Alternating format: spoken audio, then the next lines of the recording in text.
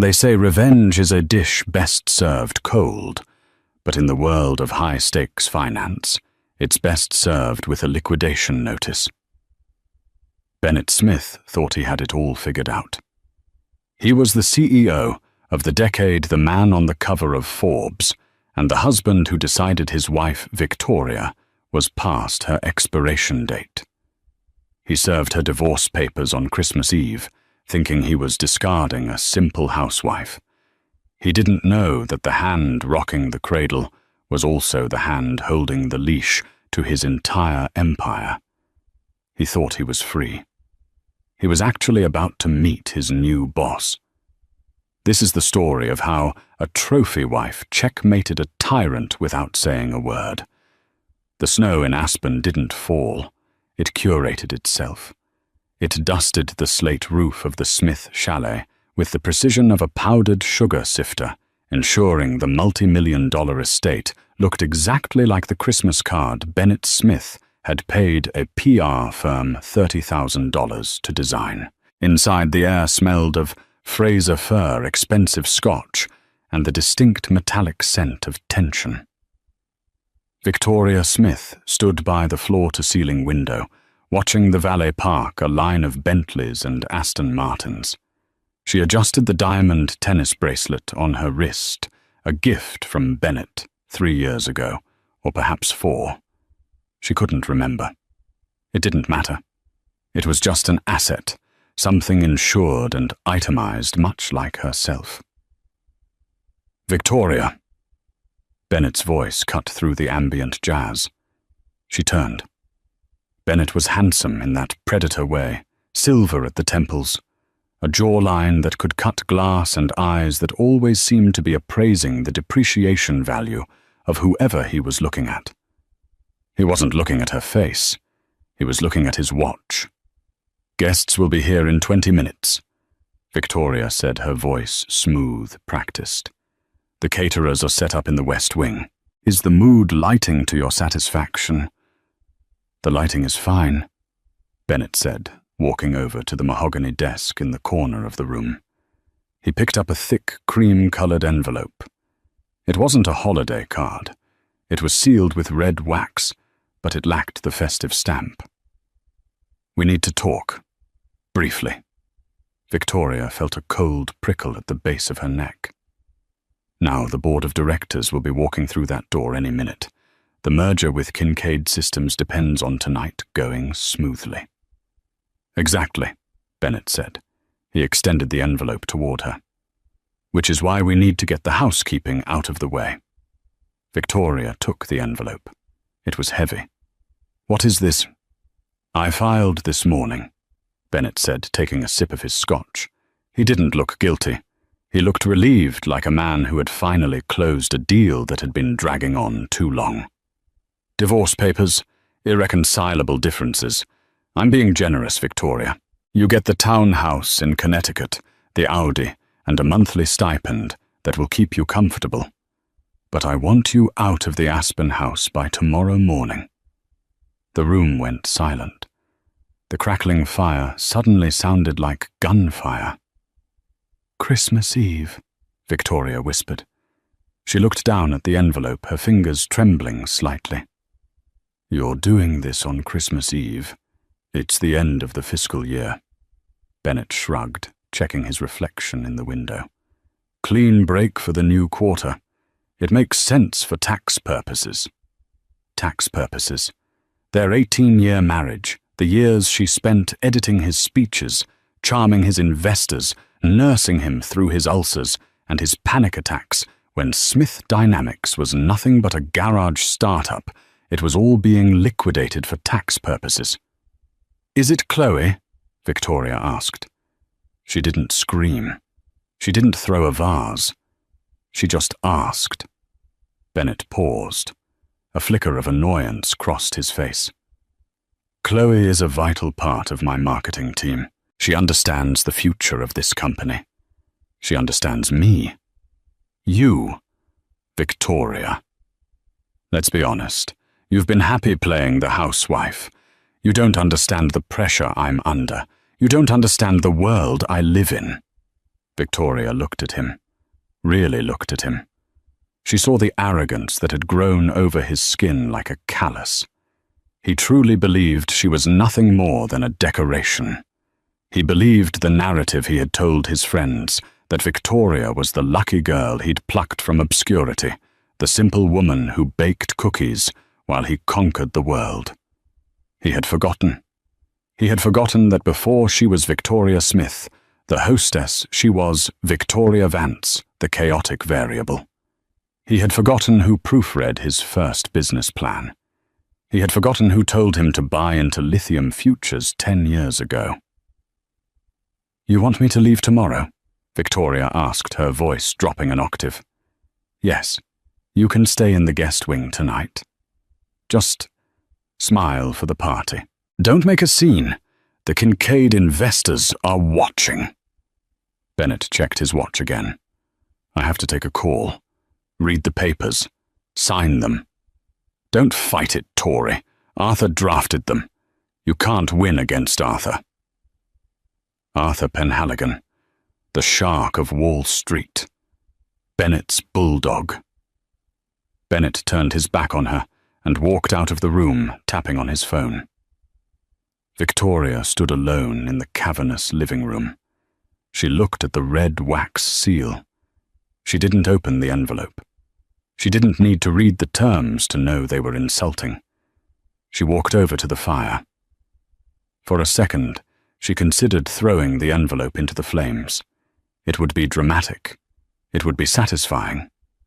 But Victoria didn't do dramatic. She did effective. She walked to the side table, picked up her phone, and dialed a number that wasn't saved in her contacts list. She knew it by heart. It rang twice. "This is the office of Mr. Blackwood," a crisp British voice answered. "We are currently closed for the holiday." "Tell Silas it's the Sphinx," Victoria said, her voice ice cold. "Tell him to initiate Protocol Omega, and tell him I want to buy a debt." There was a pause on the other end, a distinct shift in tone. "The Sphinx, one moment, please." Victoria looked out the window at the snow. Bennett wanted a clean break for the new quarter.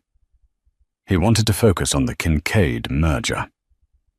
"Merry Christmas, Bennett," she whispered to the empty room. "I hope you kept the receipt for your company." The party was a masquerade in more ways than one. 2 hours later, the Smith chalet was packed with the elite of the tech world. Men in Italian suits discussed algorithms and IPOs, while women in couture sipped champagne and discussed their vacations in St. Bart's. Bennett was in his element. He stood by the fireplace, one hand in his pocket, the other holding a crystal tumbler. Clinging to his arm discreetly but possessively was Chloe de Winter. Chloe was 26, sharp and hungry. She wore a dress that was slightly too bold for a company Christmas party, a shimmering emerald backless number that screamed for attention. She looked at Bennett with adoration, but her eyes were scanning the room, calculating who was important and who was irrelevant. "Bennett, darling," Chloe purred, leaning in close. "Is she handled?" Bennett smirked, taking a sip of his drink. "Done. Handed her the papers an hour ago. She's probably upstairs crying into a pillow. It's better this way. She was holding me back, Chloe. You know that. She's too domestic. I just worry she'll try to take half." Chloe said, her eyes narrowing. "Smith Dynamics is about to explode with the Kincaid deal. You can't let her touch your equity." "Please," Bennett scoffed. "Victoria doesn't know what equity is. She thinks a bond is something you have with a dog. Besides, the prenup was ironclad, and Arthur has structured my assets so they're untouchable. She'll take the house in Connecticut and disappear. She's not a fighter." Across the room, standing near the grand piano, Victoria was not crying. She was wearing a midnight blue velvet gown that she had bought for this specific occasion. It was conservative, elegant, and regal. She was smiling, nodding as the CFO of a rival company complained about the interest rates, but her mind was elsewhere. She was cataloguing. Asset 1, the Aspen House, title held under a shell company, Blue Ridge LLC. Asset 2, the Smith Dynamics majority share. Bennett held 51%, or he thought he did. Asset 3, the Kincaid deal, the merger that would value the company at $4 billion. Bennett needed the Kincaid Group's capital to keep the company afloat. What nobody at this party knew, what even Bennett refused to admit, was that Smith Dynamics was bleeding cash. They had overinvested in a failed AI project last year. They were liquid. If the Kincaid deal fell through, Bennett would be insolvent by February. Victoria excused herself from the CFO and glided toward the bar. She needed to make an exit, but not a quiet one. She needed to set the stage. She saw Arthur Penhaligon, Bennett's lawyer, eating a shrimp cocktail near the kitchen. Arthur was a short, stout man who looked like a bulldog in a bow tie. He had drafted the divorce papers. Arthur, Victoria said, appearing beside him. Arthur jumped, nearly dropping his shrimp. Victoria, Merry Christmas. Lovely party. I read the papers, Arthur. She lied. Arthur coughed. Ah. Yes, well, Bennett instructed me to be swift. It's a standard separation agreement, Victoria. Very generous, considering. Standard, Victoria repeated. She leaned in closer. Tell me, Arthur, did you check the disclosure forms on the blind trust Bennett set up in the Caymans in 2018? The one labeled Project Icarus. Arthur's face went pale. The blood drained out of him so fast he looked like a wax figure. I'm not sure what you're referring to. That's privileged information. It's not privileged if it was funded with joint marital assets before the separation date, Victoria said pleasantly. And it's certainly not privileged if the IRS finds out about the misappropriated funds. Arthur choked. Victoria, you shouldn't be making accusations. I'm not making accusations, Arthur. I'm making a forecast.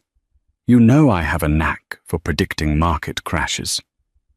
She patted him on the shoulder. Enjoy the shrimp. I hear it's fresh. She walked away, leaving the lawyer sweating in the air-conditioned room.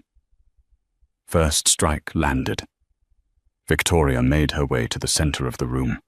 She caught Bennett's eye. He looked surprised to see her down here, surprised she wasn't weeping upstairs. He stiffened, waiting for her to make a scene. He gripped Chloe's arm. Victoria didn't approach him. Instead, she walked to the microphone stand where the jazz band was taking a break. She tapped the mic.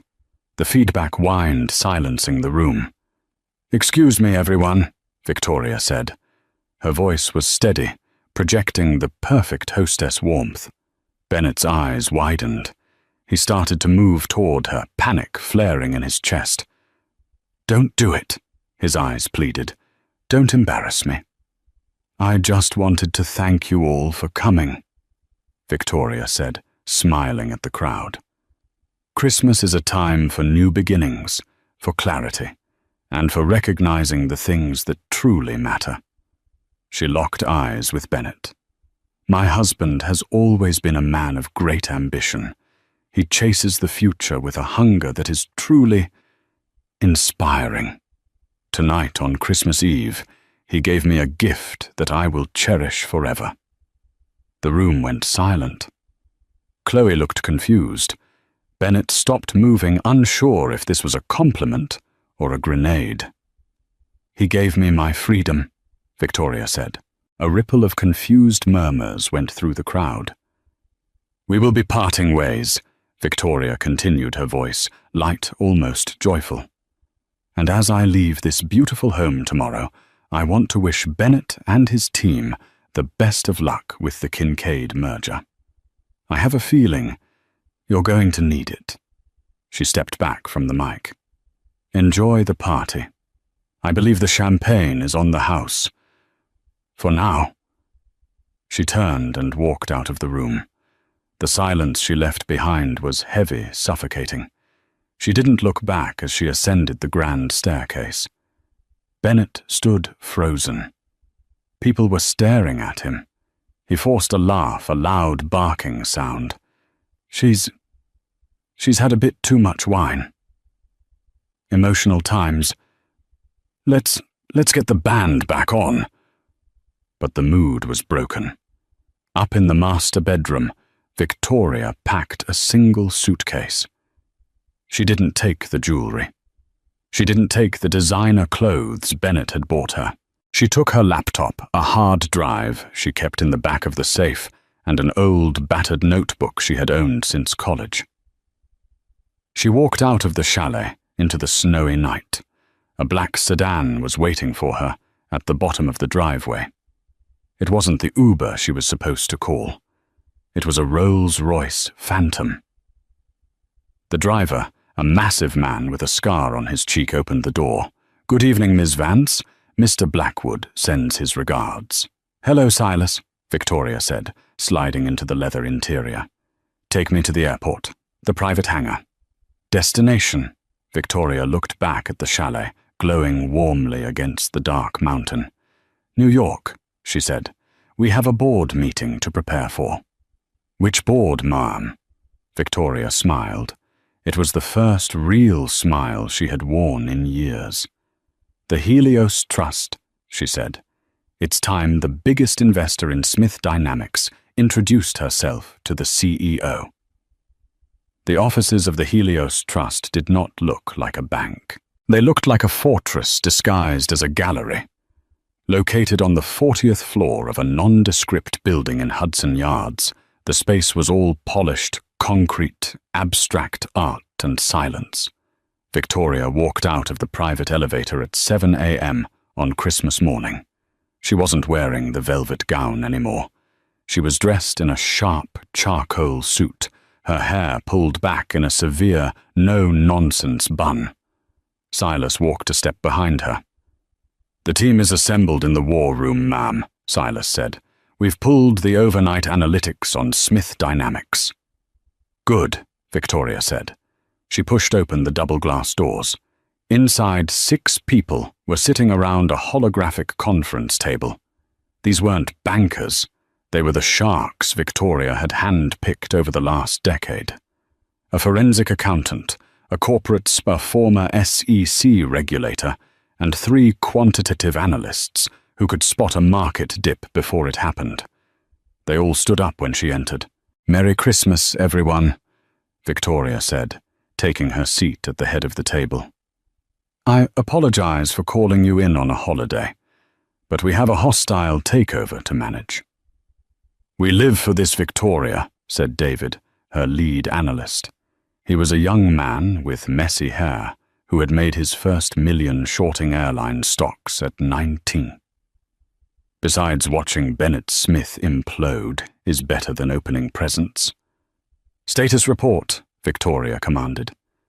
David tapped his tablet. A large chart appeared on the screen. "Bennett is leveraging everything on the Kincaid merger. He's counting on a $200 million injection from the Helios Trust to sweeten the pot for Kincaid. He thinks we're a salient, passive partner. He thinks we're just a rubber stamp. He has no idea who owns Helios," the former SEC regulator asked. "None," Victoria said, a small smile playing on her lips. "When I started investing my allowance 10 years ago, I used 3 layers of shell companies. Bennett was too busy chasing press coverage to look at the cap table. He was happy to take the money from Helios because we never asked questions. We just signed checks. Until today," Silas rumbled from the corner. "Until today," Victoria agreed. "Bennett thinks I'm a liability he just shed.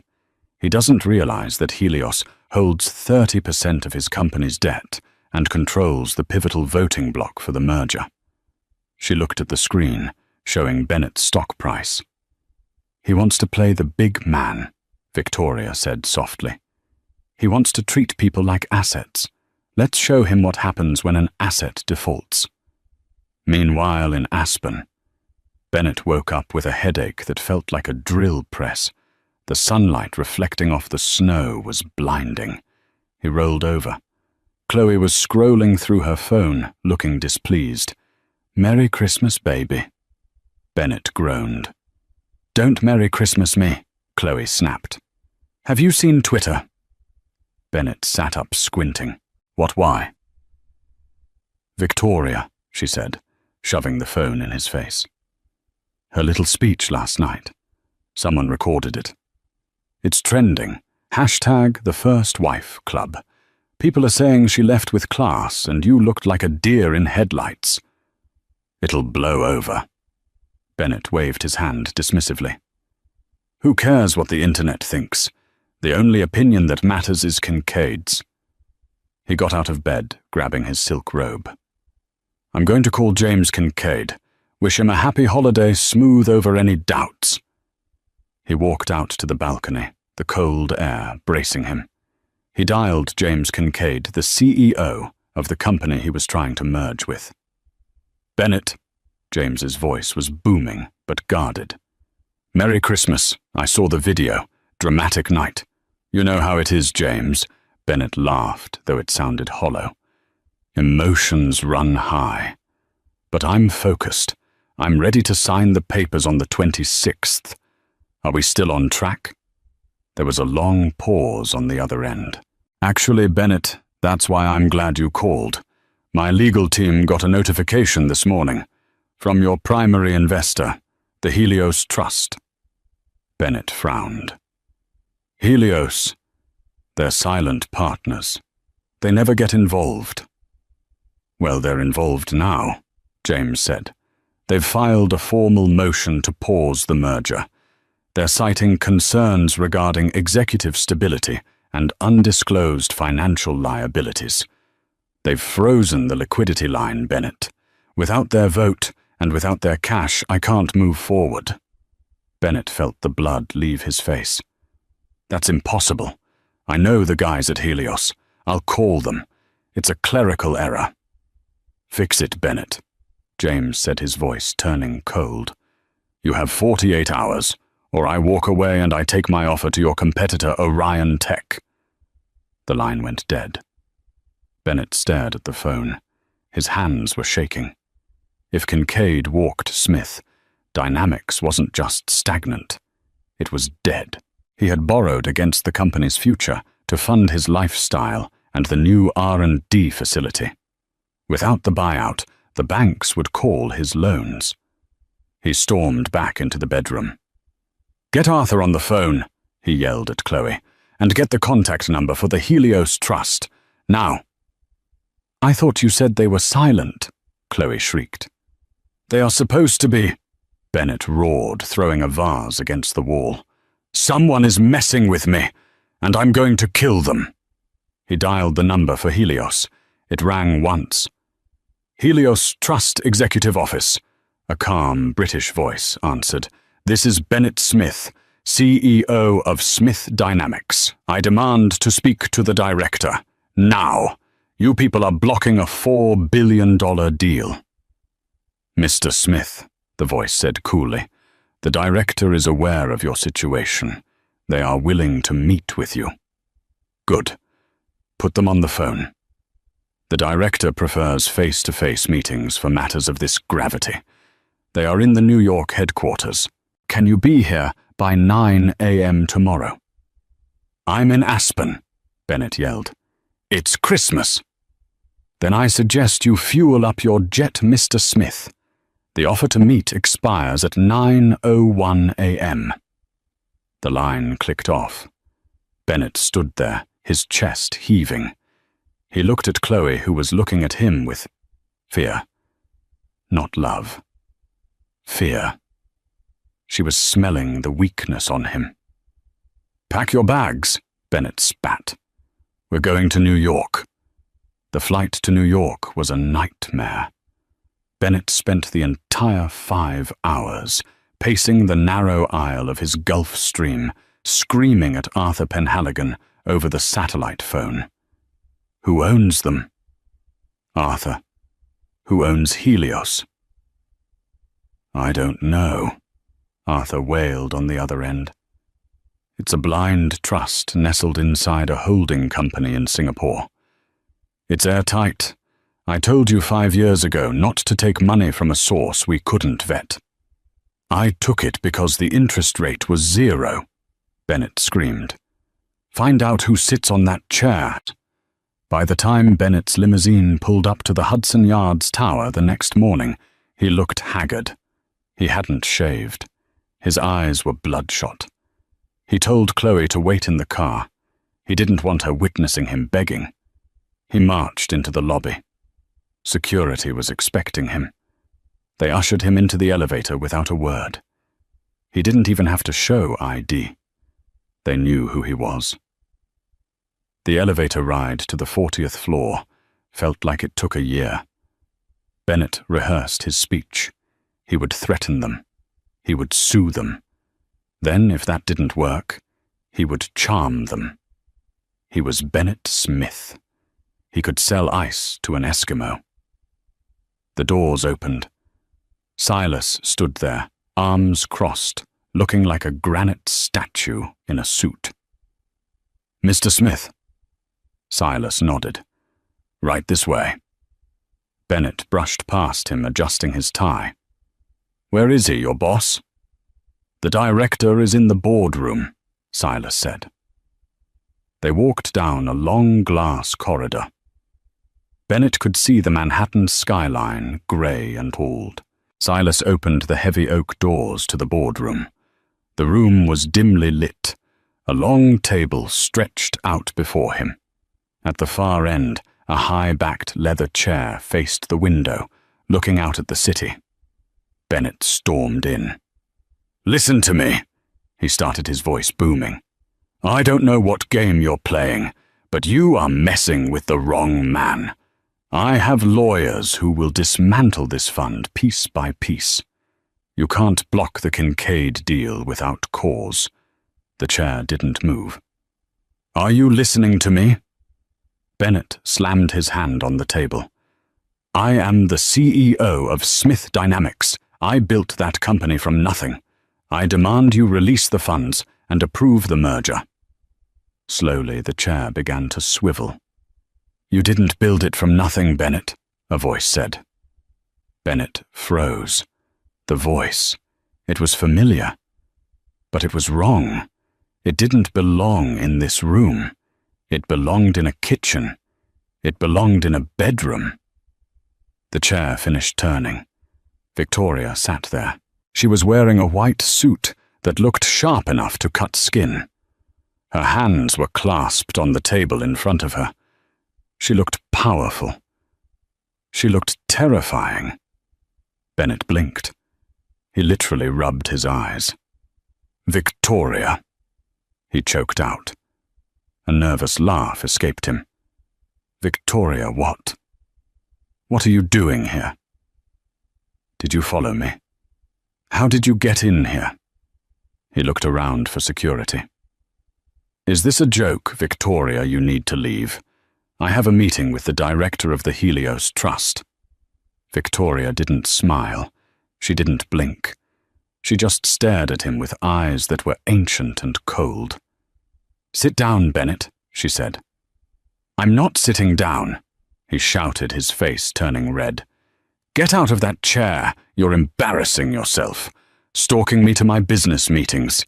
This is pathetic, even for you. I said sit down. Victoria pressed a button on the table. The blinds on the windows snapped shut, plunging the room into artificial light. A massive screen behind her illuminated. It displayed the organizational chart of the Helios Trust. At the top, where the director's name should be, it read V. Smith. Bennett stared at the screen. He read it once, twice on. His brain refused to process the data. "No," he whispered. "No, that's impossible. You're a housewife.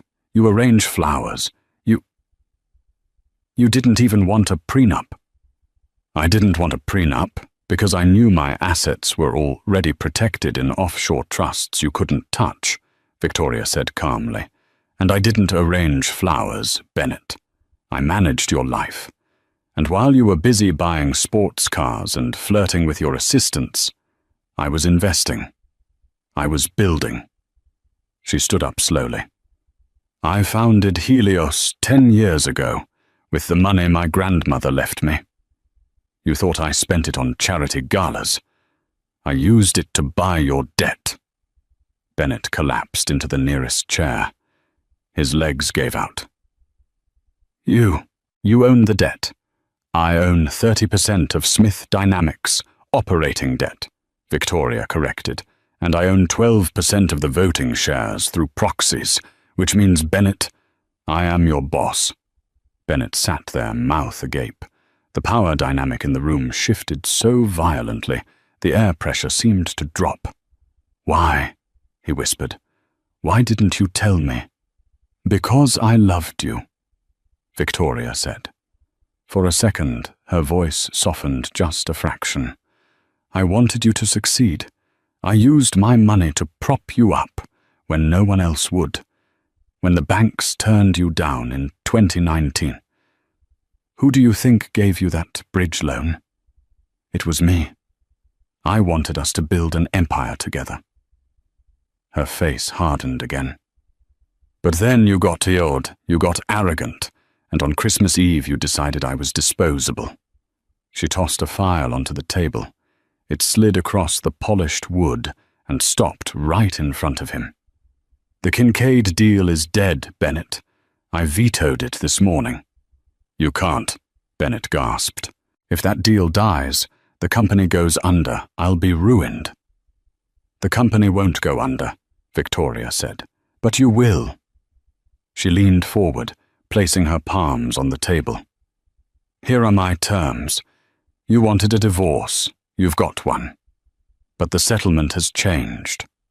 "I have a lawyer," Bennett stammered, trying to regain some ground. "Arthur won't let you. Arthur is currently being investigated by the Bar Association for ethics violations regarding the blind trust disclosure," Victoria said. "I tipped them off an hour ago. Arthur is busy." Bennett looked like he was going to vomit. "The terms," Victoria continued. "You will resign as CEO of Smith Dynamics effective immediately. You will transfer your voting shares to the Helios Trust. In exchange, I will not trigger the default clause on your loans, which would bankrupt you personally and likely send you to prison for trading while insolvent." "You want my company?" Bennett whispered. "My life's work. It's not your life's work, Bennett. It's ours. And since you fired me from the marriage, I'm firing you from the company." She pointed to the document. "Sign it, or I release the audit report that shows you've been using company funds to pay for Chloe's apartment in the city. That's embezzlement, Bennett. Prison time." Bennett looked at the pen. He looked at Victoria. He thought about Chloe waiting in the limo. He thought about the magazine covers. He thought about his pride. Then he looked at Victoria's eyes. He saw no mercy there.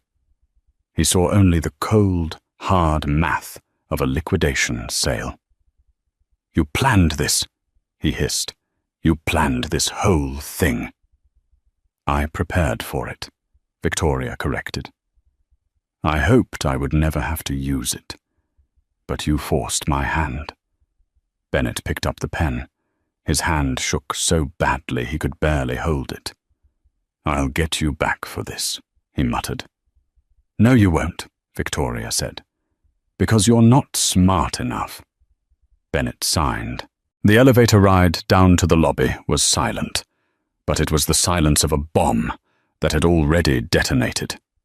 Bennett leaned against the mirrored wall. His tie loosened his face, pale. He looked less like a titan of industry and more like a man who had just been mugged. When the doors opened, he walked out into the cold New York air. The limousine was still there. The driver held the door open. Inside, Chloe was sipping a latte, scrolling through Instagram. She looked up, expecting a victory lap. She saw a funeral procession of one. "Well," she asked, putting her phone down. "Did you fix it? Is the merger back on?" Bennett sank into the seat. He didn't look at her. "Drive," he told the driver. "Where to, sir?" "The hotel, the Carlyle." "Bennett." Chloe poked his arm. "Talk to me. What happened up there?" Bennett turned to her. He looked at the emerald dress, the flawless makeup, the hungry eyes. He suddenly felt very, very tired. "I'm out," he said raspily.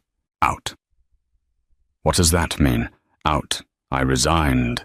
I signed the papers. Victoria. She owns the debt. She owns the voting bloc. She forced me out, Chloe. I'm not the CEO anymore." Chloe stared at him. Her mouth opened slightly. You quit. You just gave her the company. What about the Kincaid deal? What about the bonus?" "There is no bonus," Bennett snapped.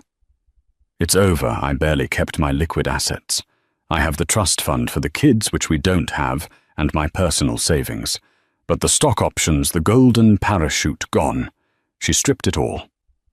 Chloe sat back. The calculation in her eyes was instant. It was like watching a computer reboot. She wasn't looking at her boyfriend anymore. She was looking at a liability.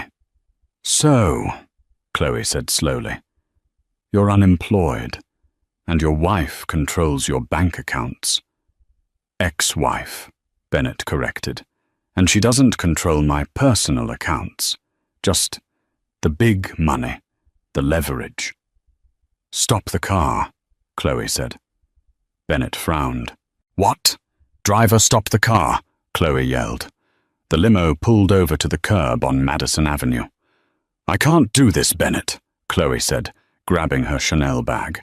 "I can't deal with this drama. I signed up for the power couple life. I didn't sign up to be the nursemaid for a washed-up executive who got outsmarted by a housewife." "Chloe." Bennett reached for her hand. "We're in this together. We can rebuild. I have ideas." "You have nothing," Chloe hissed, pulling her hand away. "You just told me you have nothing. Do you know how embarrassing this is going to be? Twitter is already laughing at you. I have a brand to protect." She opened the door. "Chloe, it's Christmas," Bennett pleaded.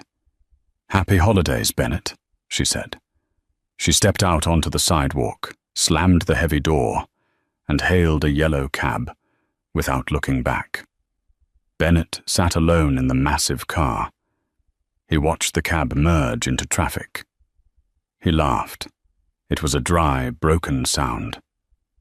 "Driver," he said, "take me to the bar. Any bar."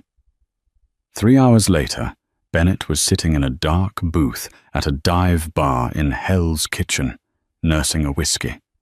He wasn't sad anymore. He was angry. The shock had worn off, replaced by a burning, toxic humiliation. Victoria had played him. She had sat in the background for years, pretending to be the dutiful wife, all while holding a knife to his throat.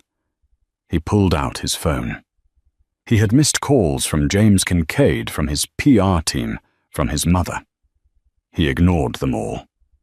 He scrolled through his contacts until he found a name he hadn't used in years. Mitch the Hatchet Reynolds.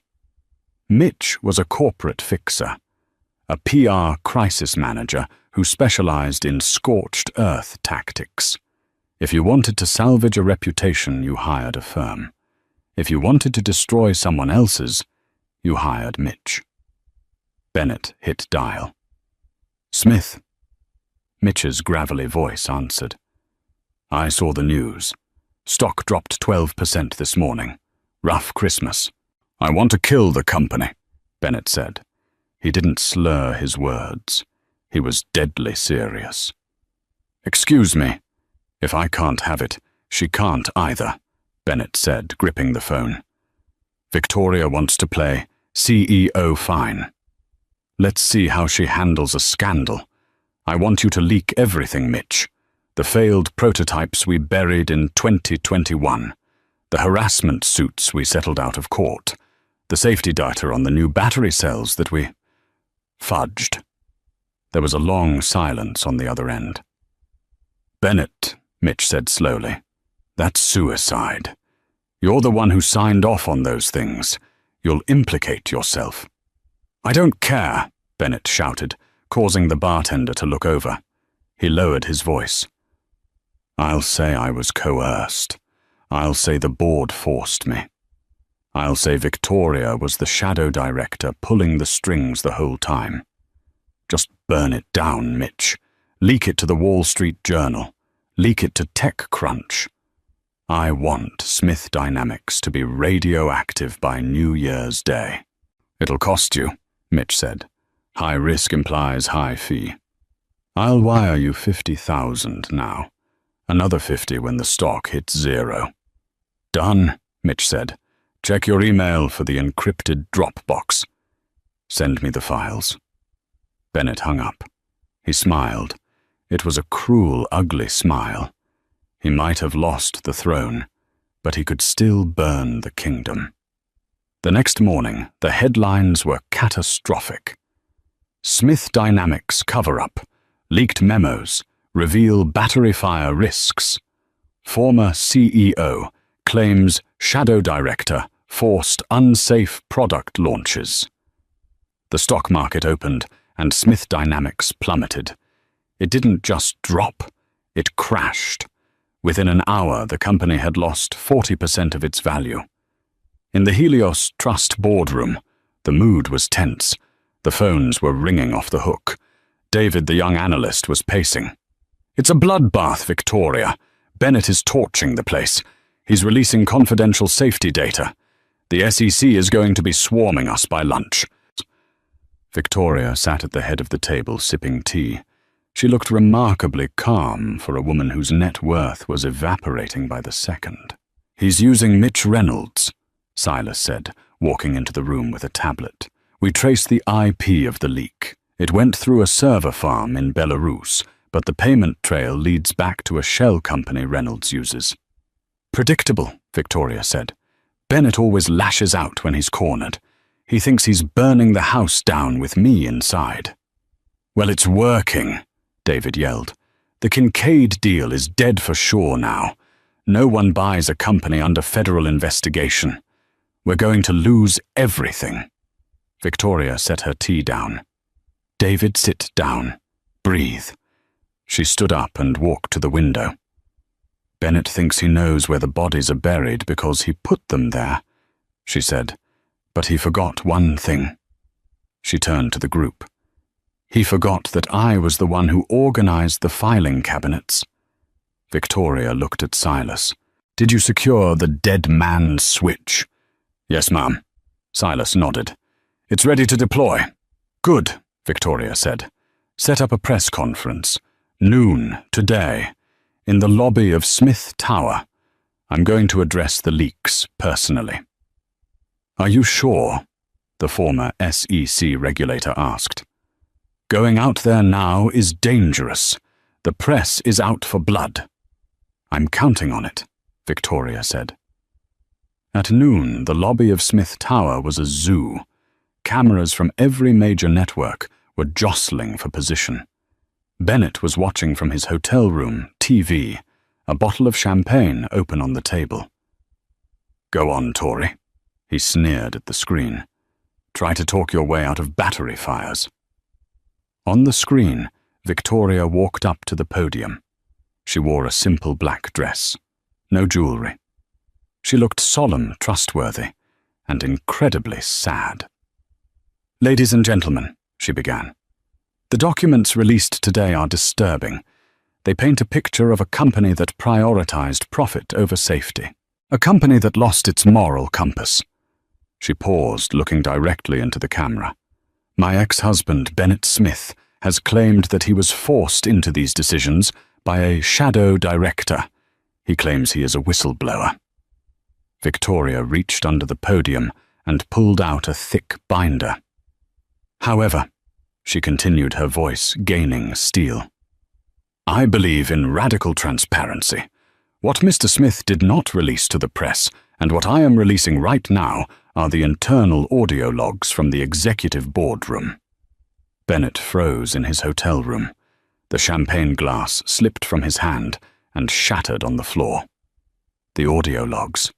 He had installed a voice-activated recording system in his office 3 years ago to record meetings with competitors to get dirt on them. He had forgotten it recorded everything. On the TV, Victoria pressed a button on a laptop connected to the PA system. Bennett's voice boomed through the lobby speakers, crisp and clear. I don't care if the battery heats up, Dave. Just ship it. We need to hit the Q3 targets or the bonus pool dries up. If it catches fire, we'll settle. It's cheaper to pay the lawsuits than to delay the launch. The press corps gasped. Victoria played another clip. Victoria is asking questions again about the safety report. I need you to forge the stress test results, Arthur. Make it look green. If she finds out we're failing, she'll cut the funding. Keep her in the dark. She's just the bank account. Bennett stared at the TV horror washing over him. It wasn't just evidence of negligence. It was evidence of fraud, conspiracy, and his explicit intent to deceive Victoria. Victoria stopped the recording. As you can hear, Victoria said, I was not a shadow director. I was the victim of a sophisticated fraud orchestrated by Bennett Smith and his legal counsel. When I discovered the truth this Christmas, I took immediate action to remove him from the company. She looked straight into the camera lens. I am announcing today a full recall of all affected products. The Helios Trust will be funding this recall personally. We are also cooperating fully with the DOJ. And regarding Mr. Smith, she paused. We have just filed a civil suit for damages, and we have handed these recordings over to the district attorney. Bennett, if you are watching, don't leave town. The screen cut to black. Bennett sat in the hotel room. His phone started ringing. It wasn't the press. It was the FBI. The courtroom smelled of floor wax, wet wool, and old paper, a distinct, sterile scent that Victoria Vance would forever associate with the end of an era. It was exactly 1 year since the Christmas Eve party in Aspen. Outside the federal courthouse in Lower Manhattan, a blizzard was raging, burying the city in a foot of white powder. The wind howled against the limestone exterior, but inside courtroom 4, the air was stiflingly hot and dead silent. Victoria sat in the back row of the gallery, almost invisible. She wore a coat the color of dried blood, high-collared and severe, and oversized sunglasses, though there was no sun to block. She wasn't there to testify. Her part in this tragedy had been played months ago, when she handed the encryption keys and the audio hard drives to the district attorney. She was just there to witness the final act, to see the balance sheet finally zero out. Bennett Smith stood before the judge. To anyone else, he might have looked the same, tall, broad-shouldered, retaining the ghost of his former handsomeness. But Victoria knew the details. She saw that the bespoke Italian suits were gone, replaced by a rumpled grey jacket that pulled tight across his shoulders and looked like it had been bought off the rack at a department store. He had lost weight, his neck thin inside the collar, and he had gained a heaviness in his posture that spoke of sleepless nights, Xanax dependency, and endless interrogations. His defense attorney, a court-appointed lawyer who looked barely out of law school, was shuffling papers nervously. Arthur Penhaligon was nowhere to be seen.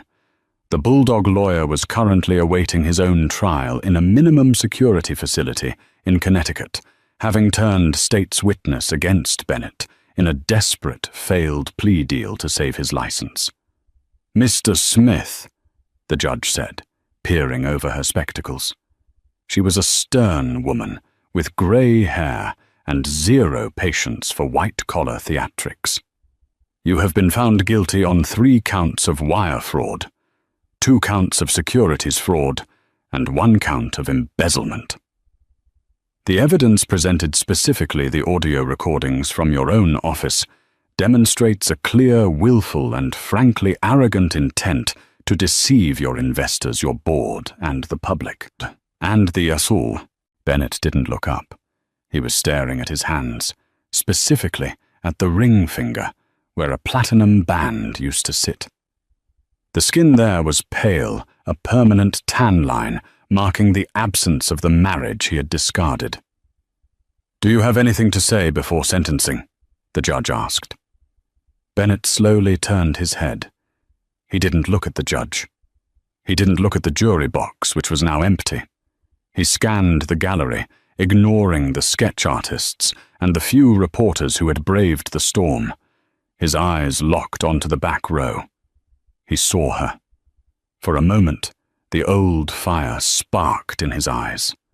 A flash of the arrogance that had built an empire and destroyed a life. He straightened his tie, a reflex from a life that no longer existed, and jutted his chin out. "I did what I had to do," Bennett said, his voice raspy but audible in the silent room. "Business is war, Your Honor. Casualties are expected. I built that company. I made those people rich. They're only angry because I got caught. Then you will find," the judge said, her voice dripping with dry disdain, "that the law is the peace treaty you violated. And you are not a General Mr. Smith. You are a casualty." She banged the gavel. The sound was like a gunshot. 5 years in a federal penitentiary.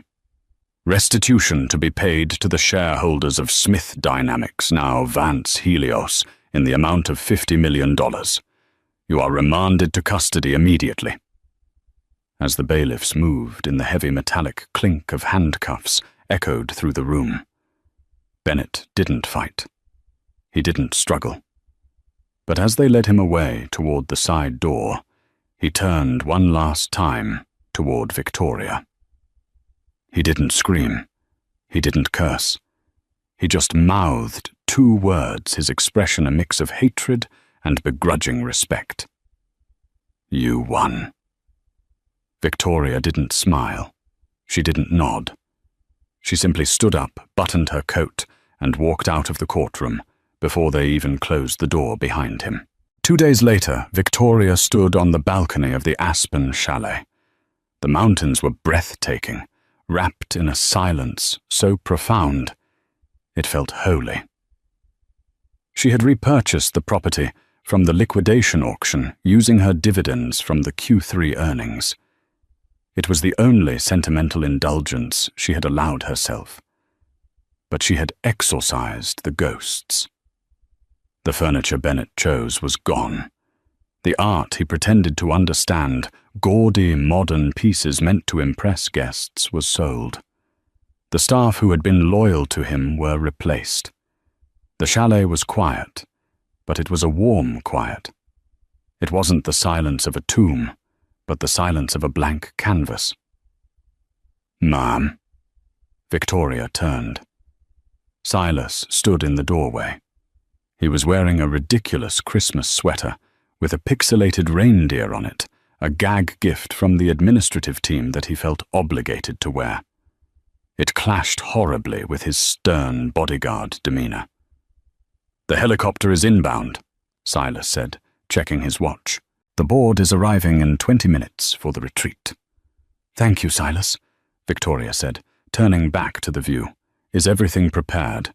The strategy deck is loaded. The champagne is on ice, Pole Roger 2008. And Ms. De Winter is on line 1. Victoria raised an eyebrow, a small smile playing on her lips. "Chloe." "She's been calling the main line all morning," Silas said, fighting a smirk. "Apparently the modeling agency dropped her after the scandal broke. No one wants the face of corporate negligence selling perfume. She's asking if the spousal support payments you authorized for Bennett could be redirected, considering she was his common-law partner for 3 weeks. Victoria laughed. It was a genuine, full-throated sound that echoed off the timber beams. It felt good to laugh. "Tell her," Victoria said, wiping a tear of mirth from her eye, "that the position of charity case has been filled by the United States government. But if she needs work, I hear the prison cafeteria is hiring. Bennett might appreciate a familiar face serving him slop." Silas chuckled deeply. "I'll relay the message with my usual tact." He turned to leave, then paused at the door. "Victoria, yes. Merry Christmas." Victoria looked out at the snow-covered mountains. She thought about the red envelope Bennett had handed her exactly a year ago, in this very room. She thought about the fear she had felt, the hollow ache of rejection, the feeling of being discarded like an old wrapper. It felt like a memory from someone else's life, a movie she had watched a long time ago. She wasn't a wife anymore. She wasn't a victim. She wasn't an accessory. She was the chairwoman of a Fortune 500 company. She was a titan of industry. And most importantly, she was free. She touched the cool glass of the window, seeing her reflection. She didn't look tired. She looked ready. "Merry Christmas, Silas," she whispered. She turned her back on the view and walked into the living room, where a new fire was roaring in the hearth. On the table lay a new set of blueprints, Project Phoenix, a renewable energy initiative that would revolutionize the grid. Bennett had built a company on hype, debt, and lies. She was going to build a legacy on power and light. The helicopter blades thumped in the distance, announcing the arrival of her team. Her people. Victoria Smith No. Victoria Vance straightened her blazer, checked her reflection in the mirror, and smiled. The meeting was called to order. And so the ledger is balanced. Bennett Smith traded his penthouse for a prison cell, and Victoria Vance traded a broken heart for a business empire. It's a brutal reminder that in the game of life and high finance, the most dangerous person in the room isn't the one shouting orders. It's the one quietly taking notes. Victoria didn't just survive. She rewrote the rules of the game. She proved that dignity is an asset that never depreciates, and revenge, when calculated correctly, yields the highest return on investment. Now I have to ask you, did Bennett get off too easy with 5 years? Or was watching his ex-wife take over his entire life the real punishment? I want to hear your verdict. Drop a comment below with Team Victoria if you think she's the ultimate boss, or Team Bennett if you think, well, actually, if you're Team Bennett, maybe keep that to yourself. If this story kept you on the edge of your seat, please hit that like button. It helps us fund our own hostile takeovers of the YouTube algorithm. Make sure to subscribe and ring that notification bell so you don't miss our next saga of betrayal money and karma. I'll see you in the next video. Until then, check your blind trusts and be nice to your spouse. You never know who really owns the company.